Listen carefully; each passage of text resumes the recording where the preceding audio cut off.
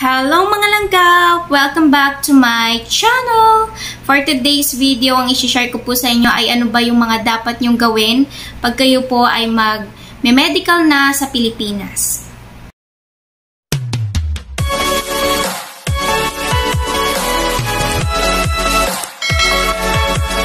So, ang unang-una nyo pong gagawin pag kayo po ay magme-medical sa Pilipinas ay kailangan po kayo po ay maaga. So, be early po kasi first come, first serve po ang medical po sa Pilipinas and hindi lang po kayo ang maaring mag-medical. So, marami po kayong makakasabay na mga iba't ibang mga agency. So, kailangan po maaga kayo para mas maaga kayong matapos. Nung ako po ay nag-medical, since from Pangasinan pa po ako, so, ang ginawa ko po noon is nag-rent na po ako or nag-bed space po ako doon sa Maynila na malapit po sa mismong medical para doon na po ako mag-stay at syempre para mas maaga akong makarating. And syempre pag manggagaling pa po kasi ako ng Pangasinan, medyo mahaba po yung aking biyahe. Kaya baka gabihin din ako pag natapos sa medical. So, nung ako po ay nag-medical, alas 2 pa lamang po ng madaling araw, ako na po ay nakapila at kami po ang unang-una sa pila. May mga kasama kasi ako noon sa agency din po namin. And natapos kami is around 1 o'clock na ng tanghali or ng hapon. So, medyo matagal pa rin kung tutuusin. Pero at least hindi po ako masyadong ginabi natapos para, kasi bala ko kasi noon after ng medical is uuwi na talaga ako ng Pangasinan. Kaya po nung time na yon maaga po talaga ako at syempre medyo maaga-aga din akong natapos. Dalawa pong kailangan yung gawin pag kayo po ay magme-medical sa Pilipinas is magsuot lamang po kayo ng komportableng damit or yung mga maluluwag na t-shirt and yung mga saktong mga pantalon lang. Kasi po, literal po talaga magtatanggal po tayo ng damit na mabilisan tapos ibabalik ng mabilisan. Kasi nga po, tulad ng sabi ko kanina, hindi lang po kayo yung ime-medical and marami po kayong makakasabay. So, kailangan po talaga mabilis ang galaw para mabilis po ang proseso. And tatanggalin nyo po talaga yung damit and yung bra nyo, lalo na sa mga babae, kasi i-check yung ating mga breast. And yung tungkol naman po doon sa pagtuwad is totoo po talaga yon. Hawakan mo yung dalawang pisngi ng puwet mo. Dalawang pisngi ng puwet mo and itutuwad mo po yun sa harap ng doktor. So, ganun po talaga ang proseso. Kaya mas maganda po na komportable ang inyong damit para mas madaling tanggalin at mas madaling ibalik.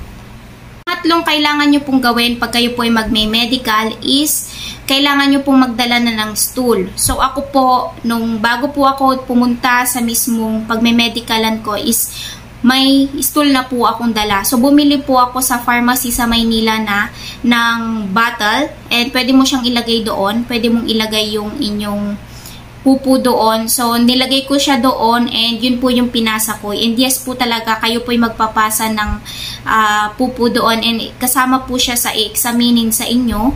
So, mas magandang may dala na kayo lalo na kung namamahay yung puwet nyo para baka kasi dun pa kayo mas matagalan eh.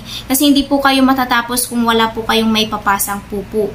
So, mas maganda po talaga na mas may dala na kayo para mas mabilis at hindi na kayo mahirapan pa. Dapat pong kailangan yung gawin kung kayo po ay may mga bisyo like smoking and drinking, i-avoid nyo po muna yon for at least 1 week para syempre hindi po yun ma-detect sa inyong katawan, sa inyong dugo, or sa inyong ihi. Mas maganda po na i-avoid nyo yon or tanggalin nyo muna pansamantala para hindi po tayo magkaroon ng problema at hindi po mapending ang inyong medical.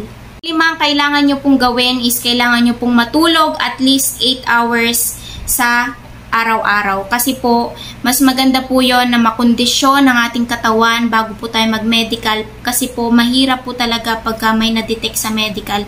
Mapipending po kayo and may chances po na kailangan po kayong umulit.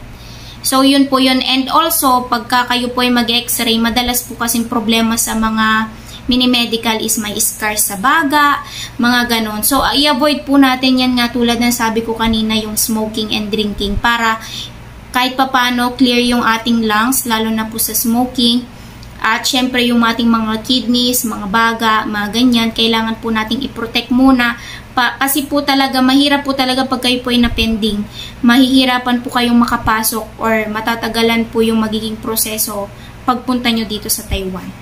And also, iwasan nyo rin pong uminom ng mga kape, mga tsaa, yung mga caffeinated drinks, mga soft drinks, mga ganyan. Iwasan nyo po muna yan kahit mga juice kasi rich in sugar din yan. So, ang mas maganda pong gawin nyo is water therapy. Water lang po kayo for at least 1 week para ma-cleanse, matanggal, may ihi, maipupo nyo yung mga toxins sa inyong katawan para at least kahit papano, diba, malinis tayo na pupunta sa medical. And ang ginawa ko po nun is tubig tsaka yung coconut juice. So, yun po yung iniinom ko nun, pero more on tubig po talaga ang aking iniinom that time. And, isa pa pong paalala na kailangan din po nating iwasan yung mga fatty foods, like yung mga karne na mga taba-taba, tapos yung mga fish na masyadong malalansa.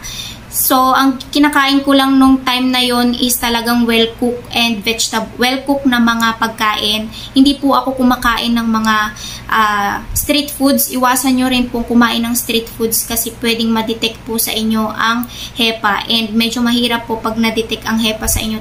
Talagang mapipending po kayo. So, iwasan nyo po muna kumain ng mga ganon, junk food, mga malalansang mga pagkain, yung mga hindi masyadong nalutong pagkain. So, much better na kainin nyo po is yung mga vegetable po and fruits. Mas magandang healthy living po muna tayo para hindi maging problema sa ating medical.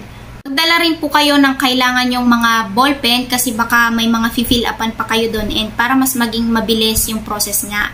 And doon naman po sa dental kasi kasali po yon, i-check din po doon sa medical ang inyong mga ngipin. So sa akin kasi, ang nangyari sa akin noon, sabi nila may papastahan daw. Pero ang ginawa ko kasi or ang sinabi ko sa kanila na malayo pa po ang uuwian ko and sakto lang yung pera ko at saka sabi ko na lang na doon ko na lang po sa lugar namin ipapagawa. Pero sa totoo lang hindi ko naman siya pinagawa and until now okay pa naman siya. Tsaka hindi naman siya masyadong sira kasi. So yun lang ang problema ko. So if ever, for example, na kayo po ay na-detect sa inyong ngipin na may sira, pwede nyo pong i-reason yun kasi hindi naman sila masyadong stricto kasi sa ngipin. Ang talagang chine-check nila is yung katawan talaga. Yung function ng katawan mo kung fit to work ka. So, yun lamang po sa video na ito and I hope may natulong na naman ako sa inyong mga idea. And yun lang po. God bless. Bye-bye.